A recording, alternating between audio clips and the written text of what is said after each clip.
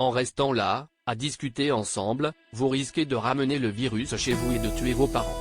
Voilà ce que Hamza dit aux jeunes qu'il aperçoit encore dans les rues de la Paillade, au nord de Montpellier. C'est une phrase choc pour qu'ils prennent conscience des risques qu'ils font prendre aux autres. Quand on évoque la mort de leurs parents, qui peuvent avoir une santé fragile, ça les fait réagir. Hamza, 37 ans, militant associatif, a décidé de s'activer pour ce quartier par cœur. Et il n'est pas seul. On est une demi-douzaine, on s'organise au jour le jour. On parle aux jeunes, on aide ceux qui sont malades et ceux qui ne peuvent pas sortir.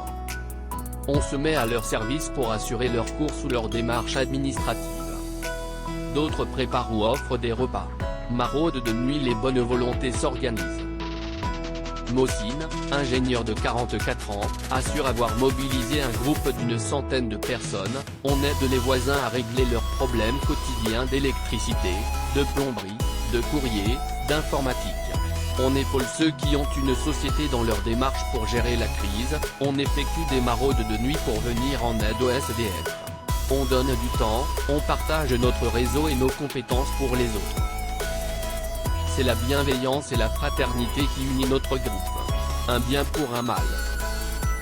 Les professionnels de santé du quartier se sont eux aussi organisés en créant un groupe WhatsApp afin d'optimiser l'aide aux habitants. C'est un infirmier qui a eu cette idée, raconte Abdelkader El Maraki, médecin biologiste et patron d'un laboratoire d'analyse implanté à la Paillade. Plus de 50 professionnels ont rejoint ce groupe, médecins, kinés, pharmaciens. Il nous permet d'échanger des informations sur la maladie, le confinement, le matériel disponible, mais aussi sur les malades isolés, les tests de dépistage ou de savoir où trouver des masques. Cet élan de solidarité sera utile au quartier, je ferai tout pour le pérenniser. Le docteur Abdelkader El Maraki du centre d'analyse médicale de la Paillade qui participe au groupe WhatsApp du personnel médical. Photo David Richard.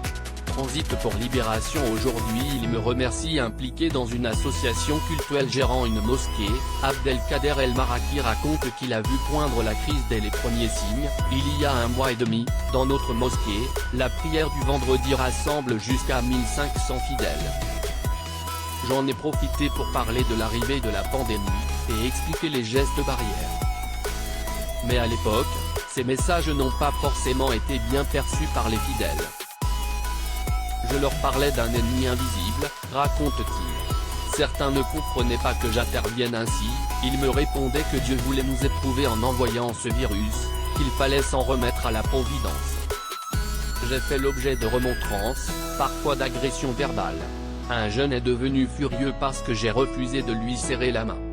Pourtant, explique Abdelkader El Maraki, fermer les lieux de culte devenait urgent, les prières sont l'occasion de milliers d'embrassades, les chapelets passent de main en main, explique-t-il. À Montpellier, nous avons été parmi les premiers à fermer notre mosquée. Et moi, je ne tends plus la main depuis 1 mois. Les gens le prenaient mal mais aujourd'hui ils me remercient. Chacun aurait pris conscience des risques liés au virus. Ou presque. À la Paillade, il y a encore des jeunes dehors, déplore le biologiste. Derrière les rideaux de fer, dans les bars à chicha, certains continuent à défier le confinement avec désinvolture. Mais leur dire de rester cloîtrés à 5 ou 6 dans un appartement de 30 mètres carrés, sans balcon, c'est difficile. D'autant qu'ici, dans le quartier, on est toujours isolé. Le confinement, c'était déjà avant. On ne sait pas se parler de loin dans les appartements pailladins, il n'est pas rare que 3 générations se côtoient. Les maladies chroniques, hypertension, diabète, insuffisance respiratoire, sont fréquentes chez les plus âgés. Et les messages de prévention, en temps ordinaire, passent difficilement. Soit de ces bars, la déléguée du préfet dans ce quartier, se réjouit donc de voir les consignes globalement suivies. La Paillade, c'est une petite ville de 30 000 habitants qui n'a pas l'habitude de vivre à l'intérieur. Pourtant, le confinement comme le couvre-feu sont plutôt bien respectés. Des commerces alimentaires ont même organisé des distances de sécurité avec des bancs ou des cagettes.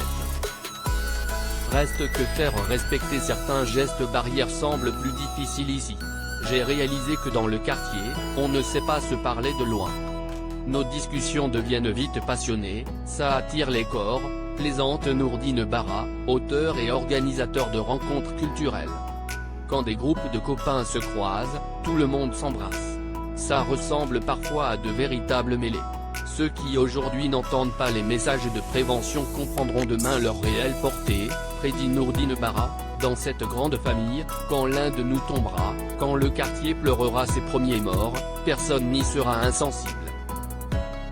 Sarah Fineger.